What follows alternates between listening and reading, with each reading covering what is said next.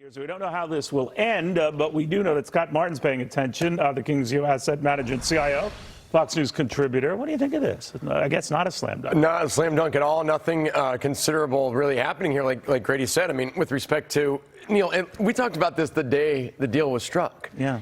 And it wasn't the 41% pay raise. It was 25, which I would take in my life. I mean, that sounds pretty good to you and me. I think, man, that's a lot of tacos. But consider, or something like that, maybe hamburgers, whatever you're into today. Right.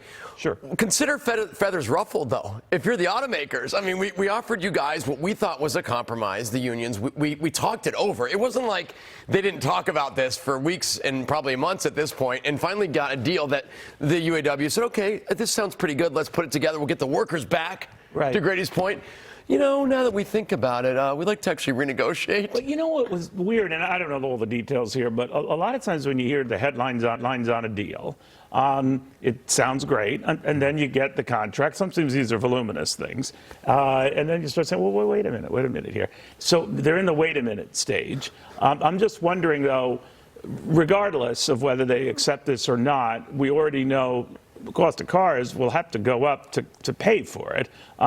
So what about that part? Yeah, because you have supply issues. Yeah. And then you have motivation for other unions or other workers in different sectors. We've seen it happen and talked about in Vegas. We had the thing in Hollywood for quite some time. That's right. It's other places that this spills over to, Neil, that affects an economy that needs workers. I mean, you look around, look at all the help wanted signs out there. Go stand in line somewhere, go try to get something. And there's a dearth of workers out there. We've seen it in some even the unemployment numbers. So this does not help that overall scene and scenario for the economy to finally get back on its own, breathe on its own, and start to move up again. But, you know, if you're worried about inflation, we haven't seen it back-to-back inflation reports. So the retail one yesterday, the wholesale one today, you know, lowest advances in a couple of years, depending on what you're looking at. So this notion that we're going to see runaway wage inflation, as if, what do you think? Wow, as if. Great title there, a great quote there. One from one of my favorite movies, Clueless, back in, I think, 95, Alicia Silverstone and company, Stacey Dash and co. It's funny about how that works out, though, because you're right. You're talking about supply versus demand versus wages, because everybody's talking about, oh, my gosh, look at all these wage increases. Look at, like, the 41% or whatever that UAW is asking for to begin with. Look at all this money we're making. Right. Well, it's going into prices. I mean, you don't really get richer that way. You get richer by a force of nature, a force of market, when it does it kind of on its own without government intervention, for example. So it's one of those situations where the economy looks like it wants to break out of this kind of funk it's been in, both in COVID and kind of post-COVID. The Fed, Neil, I think pretty clearly stepping back, as we've said so famously on this program, hey, Fed, chill.